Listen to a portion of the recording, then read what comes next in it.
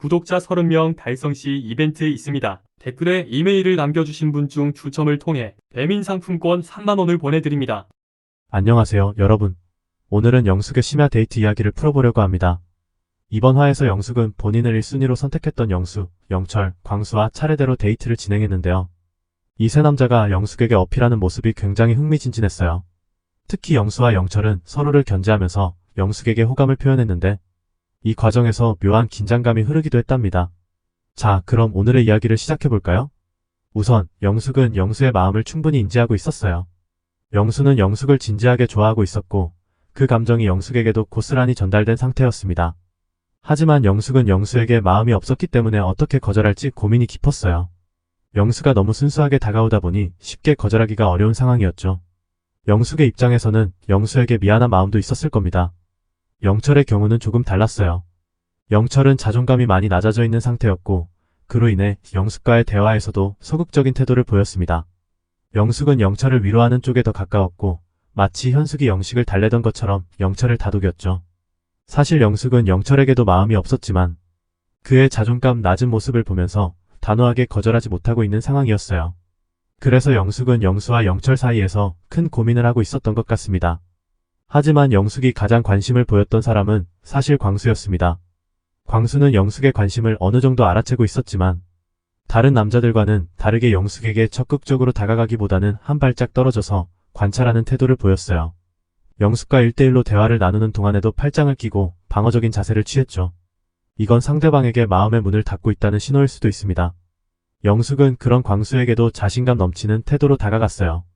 무슨 고민 있어? 내가 다 해결할 수 있어라고 말하며 광수의 고민을 해결해줄 수 있다는 듯한 발언을 했죠. 또한 자신이 포항에 가도 문제없다는 식으로 자신감을 드러냈습니다. 하지만 광수는 영숙의 이러한 자신감 넘치는 태도를 전적으로 신뢰하지 않는 모습이었어요. 대화를 나누는 내내 고민 가득한 표정을 지었고 영숙이 계속해서 다가오자 그건 내가 고민할 문제야 라며 선을 그었죠. 나중에 인터뷰에서 광수는 영숙의 말투가 차갑고 자신이 기대했던 것과는 다르다고 느꼈다고 밝혔어요.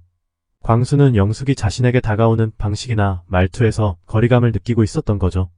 특히 영숙이 다른 사람들과 함께 있을 때 사용하는 쌈마이 느낌의 말투가 광수에게는 크게 다가왔던 것 같아요. 광수는 이런 영숙의 모습에서 자신과는 맞지 않는 결을 느끼고 있었던 겁니다. 영숙의 자기애도 이번 에피소드에서 중요한 포인트였어요. 영숙은 자신에 대한 자부심이 굉장히 강한 사람으로 대화 중에도 본인의 능력이나 외모에 대한 이야기를 자연스럽게 꺼내곤 했습니다. 특히 영화와 대화할 때 나는 공부도 잘하고 얼굴도 예쁘다라는 식으로 자신의 자랑을 했죠. 이런 모습은 때때로 상대방에게는 부담으로 다가올 수 있는데 광수도 영숙의 자기의 강한 태도에 약간의 부담을 느꼈을 가능성이 큽니다. 영숙은 눈치도 굉장히 빠른 사람이라 광수의 반응이 심상치 않다는 것을 금방 알아챘을 거예요. 그래서 더 이상 광수에게 적극적으로 어필하지 않을 것 같습니다. 자기애가 강한 사람은 자신의 자존심을 해치면서까지 상대에게 다가가는 것을 꺼리니까요. 영숙은 상대방이 자신을 사랑해주기를 원하지만 그 사랑이 이루어지지 않을 때는 쉽게 마음을 접을 수도 있는 사람인 것 같아요. 이제 영숙에게 남은 선택지는 영수와 영철입니다. 하지만 상황이 그렇게 간단하지는 않아요. 영수는 종교적인 문제로 인해 결국 영숙에게 거절당할 가능성이 높아요. 영숙이 영수에게 마음이 없기 때문에 결국 이 문제는 시간 문제일 뿐이죠. 남은 선택지는 영철인데 영철은 자존감이 낮고 영숙의 스타일과는 맞지 않아요. 영숙이 앞으로 이 둘 중 누구와의 관계를 정리할지 아니면 새로운 선택을 하게 될지 궁금해지는 부분입니다. 한편 광수는 영자와의 관계에서 좀 더 편안함을 느끼는 듯합니다. 영자는 대화에서 상대방에게 포커스를 맞추는 스타일이라 광수도 그런 영자의 태도에 편안함을 느끼는 것 같아요. 영자의 따뜻한 말투도 광수에게 긍정적인 영향을 미쳤겠죠.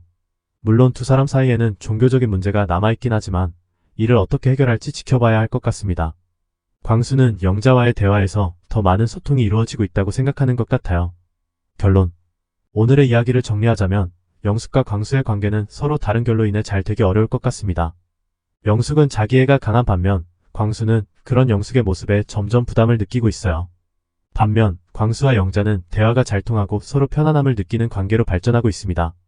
과연 영숙은 남은 기간 동안 어떤 선택을 할지 그리고 광수와 영자의 관계는 어떻게 풀려나갈지 앞으로의 이야기가 기대됩니다. 오늘 리뷰는 여기까지입니다. 여러분은 어떻게 보셨는지 댓글로 남겨주시면 좋겠어요.